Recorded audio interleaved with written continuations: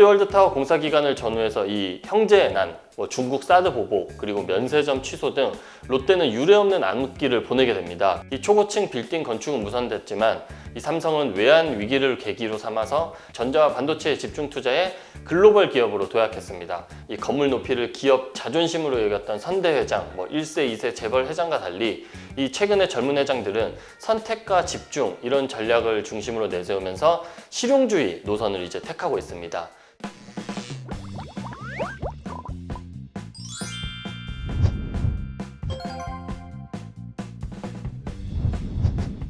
현대차그룹이 추진하는 이 삼성동 글로벌 비즈니스 센터 GBC 사업이 초고층 설계 변경을 두고 답보 상태에 빠졌습니다. 이 설계 변경안을 확정하지 못하면서 저희가 취재한 결과 이 삼성동 공사 현장이 방치되고 있는 것으로 확인됐습니다. 지난번에 저희가 이 내용을 한번 다루기도 했었는데요. 당시에 영상을 본 많은 분들께서 이 현대차그룹이 초고층을 포기하고 미래 기술에 투자하는 게 더 낫다 이런 반응과 댓글들이 상당히 많았습니다. 현대차그룹은 당초 105층, 한개동짜리 이 초고층 빌딩을 지으려고 했었습니다. 그런데 사업성을 이유로 현재 50층이나 70층 높이로 건물을 낮추고 건물 수를 늘리는 방향을 검토 중입니다. 이 정몽구 명예회장의 야심작인 초고층 빌딩을 포기하는 이유를 두고 여러 이야기들이 나오고 있습니다. 그래서 다시 화제가 된 게 바로 이 초고층 빌딩의 저주입니다. 천문학적 비용이 들어가는 이 초고층 빌딩 건설은 이 주로 부동산 버블기에 추진이 되는데요. 그러나 정작 건물이 완공될 시점에는 이 부동산 버블이 꺼지고 경제 불황을 맞게 된다는 게 바로 이 초고층 저주입니다.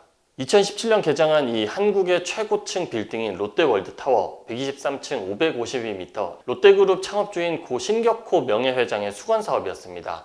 그런데 이 서울공항 항공기의 안전성 그리고 당시 이 잠실 일대의 교통 혼잡 우려가 겹치면서 건축 허가를 받는데 20년 이상이 걸렸습니다. 그리고 이 건물 총 공사비로는 4조 2천억 원이 투입됐습니다. 엄청난 투자비와 운영 비용으로 이 건물 자체만으로는 이 수익성을 맞추기가 어려워 영구 적자 건물이라는 쓴소리도 현재 좀 듣고 있습니다. 그래서 이 롯데그룹은 한국 최고층 빌딩이라는 상징성을 획득하긴 했습니다. 하지만 이 천문학적 자금을 건물 신축에 이렇게 투자하는 사이 사업 다각화 그리고 신성장 동력 확보에 뒤처졌다라는 비판도 업계에서 좀 많이 나오고 있습니다.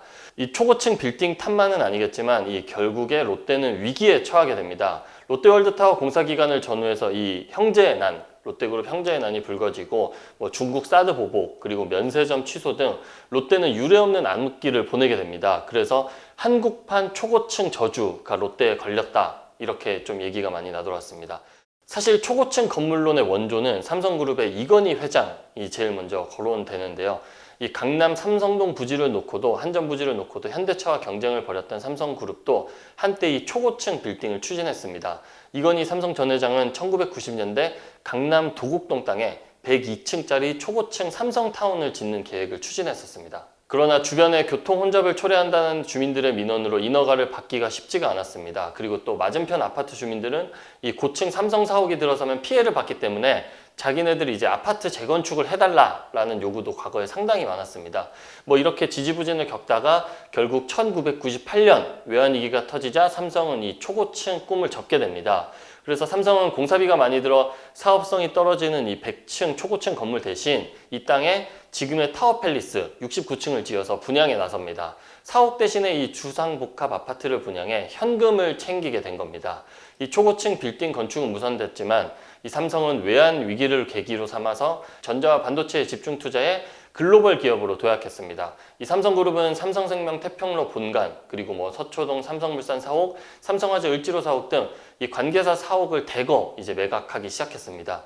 삼성이 그룹 역사가 담긴 이런 건물들까지 매각한 것은 건물로 이제 회사 세력, 이 사세를 과시하는 시세가 끝났다라는 것을 보여주는 상징적인 사건이었습니다. 이 초고층 건물이라고 하면 이제 구시대 재벌 경제의 상징물과도 같습니다. 이 건물 높이를 기업 자존심으로 여겼던 선대 회장, 1세, 2세 재벌 회장과 달리 이 최근의 젊은 회장들은 선택과 집중 이런 전략을 중심으로 내세우면서 실용주의 노선을 이제 택하고 있습니다. 정의선 현대차 회장도 마찬가지로 보입니다. 이 당초 삼성동 GBC 사옥 예상 건축비는 약 한 3조 7천억 원대지만 층수를 낮춰서 설계를 변경하게 되면 건축 비용은 약 1조 원 이상 줄어듭니다. 이 초고층 건물의 저주 다들 들어보셨을 텐데 이 개념은 도이치뱅크 분석가 앤드루 로런스가 제시한 가설입니다. 100년간 사례를 분석한 결과 이 초고층 건물 건설 자체가 경제 위기를 예고한다라는 개념입니다. 이 초고층 빌딩 건설 프로젝트를 보면은 통화정책 완화 시기에 시작되지만 결국에 완공 시점에는 경기 과열, 이 정점에 이르면서 버블이 꺼지고 결국에 경제 불황을 맞게 된다라는 겁니다. 그래서 이 초고층 빌딩이 경제 위기를 예고하는 신호 역할을 해왔다라는 논리입니다. 이 전 세계적으로도 많은 사례를 찾아볼 수 있는데 대표적인 사례로는 이 실제로 1930년과 31년에 이 미국 뉴욕의 클라이슬러 빌딩과 엠파이어 스테이트 빌딩이 세워질 무렵에 이제 세계 대공황이 시작됐습니다. 그리고 1997년엔 이 말레이시아 페트로나스 트윈타워가 완공할 즈음에는 아시아 전체가 이제 외환위기, 1998년 외환위기로 어려움을 겪게 됩니다.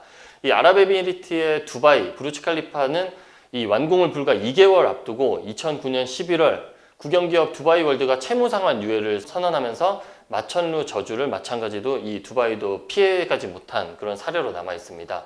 사실 이 부르츠 칼리파가 착공된 2004년에는 오일머니와 투자은행들의 자금이 대거 이제 두바이 부동산 시장에 몰리면서 유례없는 호황기를 맞았습니다. 이 그래프를 보면은 이 돈이 많이 들어오는 게 2005년, 6년, 7년 이렇게 보이는데 2008년 글로벌 금융위기로 인해 투자자들이 두바이에서 투자 자금을 대거 회수함에 따라 이 건설업과 외국 자본에 의존한 이 두바이 경제가 휘청하게 됩니다. 한때 경쟁적으로 높은 건물을 지어 올리던 이 중국도 2021년, 2년 전에 갑자기 이 초고층 빌딩을 규제한다라는 지침을 이제 내놨습니다.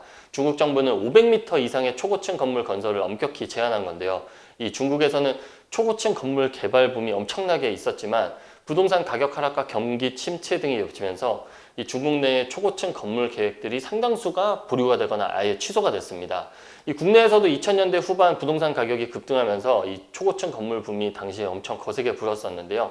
당시에 언급된 계획들로만 봐도 이 용산에 있는 랜드마크 빌딩, 그리고 서울 상암 DMC의 랜드마크, 디지털 미디어 시티 랜드마크, 그리고 인천 송도의 뭐 인천타워, 그리고 부산에서도 뭐 롯데타워 등이 이제 막 한꺼번에 추진이 됐습니다. 하지만 결국에는 뭐 사업성 부족, 뭐 자금난 등으로 10년 이상 추진 자체가 이제 지연되고 아예 무산이 된 경우도 있고요. 또 무리한 사업을 추진을 하다가 이 계획과 관련된 관련 업체들이 또 상당히 부도가 많이 나기도 했습니다.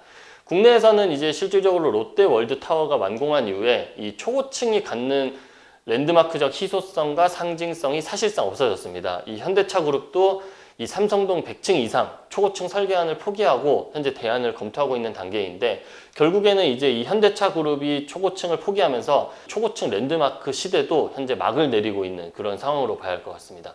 네, 오늘 땅짓고 연구소도 여기까지입니다. 오늘 영상도 도움이 되셨다면 좋아요와 구독 꼭 부탁드리겠습니다. 감사합니다.